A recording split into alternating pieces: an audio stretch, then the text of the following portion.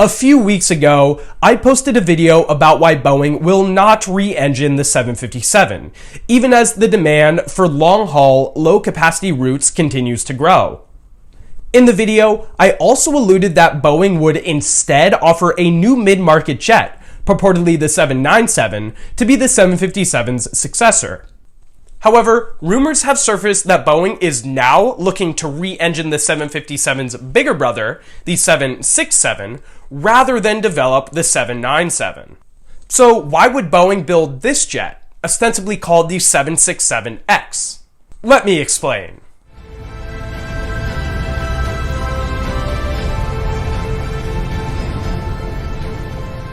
Before getting started, I recommend that you go watch my analysis on why Boeing won't re-engine the 757 if you haven't done so already. It will serve as a good primer and help to contextualize this video.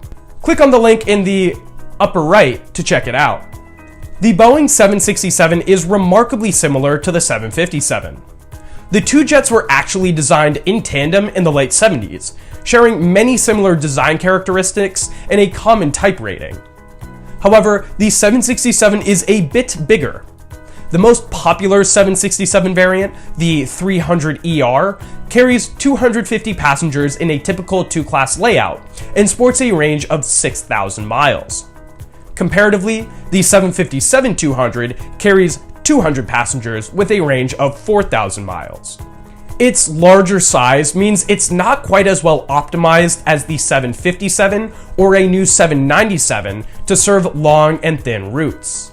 Despite this, there are still a few compelling factors that might make the 767X Boeing's next mid-market jet. For starters, the 767X would cost much less to develop. A new 797 program would likely cost anywhere from $15 to $20 billion to develop, with those costs broken out into three key buckets: the development of the airframe, the development of the engine, and the development of the supply chain. From a cost perspective, the 767X would have the upper hand in all of these categories. First, the X's airframe would remain largely unchanged. The only caveat is the wing. Similar to the 757, the 767's wing hasn't been updated in 40 years, and it's possible Boeing redesigns it as well. However, developing a new, high-span carbon composite wing for the X would cost significantly less than designing an all-new airframe. Second, the 797 is rumored to feature all-new engines, while the X would leverage the existing GEnx. These engines, which are about 15% more efficient than the CF6s that power current 767s, have been powering the 787 for nearly a decade.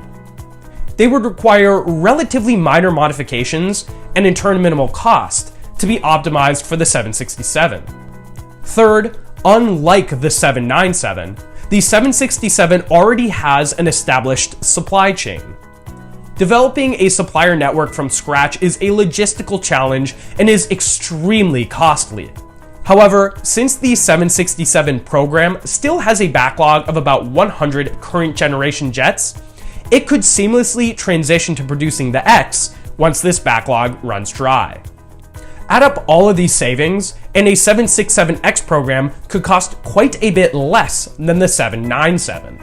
In addition, the X would have a larger immediate addressable market than the 797. When a clean sheet airplane begins development, the freighter variant tends to lag by several years.